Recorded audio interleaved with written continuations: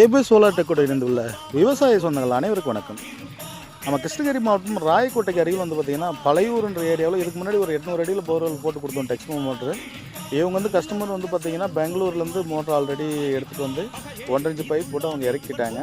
இப்போ நம்ம வந்து பார்த்திங்கன்னா 590 வாட்ஸில் 14 பேனல் போட்டு நம்ம இந்த சோலார் அமைச்சு கொடுத்தோம். நம்ம சோலார் போடுறதுனால சுத்தமாகவே வெயில் கிடையாது. அடுத்தலாம் மறுபடியும் சைட் விசிட் பண்ணி மறுபடியும் இந்த வீடியோலாம் எடுத்து போட வேண்டிய சூழ்நிலை. ஏன்னா இப்போ ஒரு 4-5 நாளாகவே நல்லாவே மேகம் போட்டுட்டு தான் இருக்குது. இது வந்து பார்த்திங்கன்னா 590 14 பேனல் ஜிஐ மெட்டீரியல் ஸ்டாண்டு கொண்டு நம்ம வந்து பார்த்திங்கன்னா பக்காவாக அமைச்சு கொடுத்தோம்.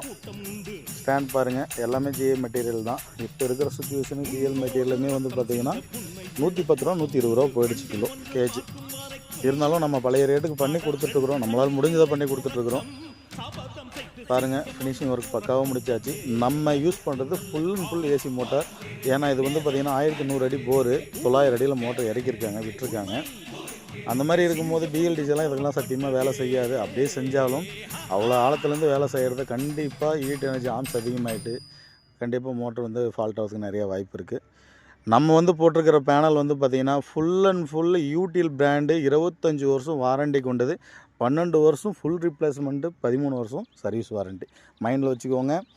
நம்மக்கிட்ட கொட்டேஷன் கேட்குற தமிழ்நாடு முழுக்க இருக்கிற நம்மக்கிட்ட இருக்கிற சப்ஸ்கிரைபர்ஸ் எல்லாம் வந்து பார்த்திங்கன்னா மற்றவங்க 30,000 கம்மியாக சொல்கிறாங்க, வேறு பிராண்டாக இருந்தாலும் ஓடுது, பக்கங்கிறவங்க போட்டிருக்கிறாங்க, நீங்கள் 14 பேனல் போட்டு இந்த ரேட்டு சொல்கிறீங்க.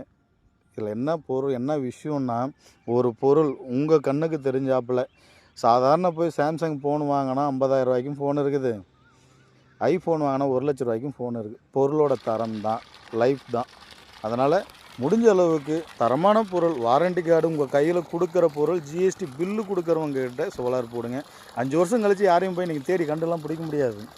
அன்றைக்கி 2 பேனலில் மாற்றுங்கன்னா ரொம்ப கஷ்டம், பார்த்துக்கோங்க.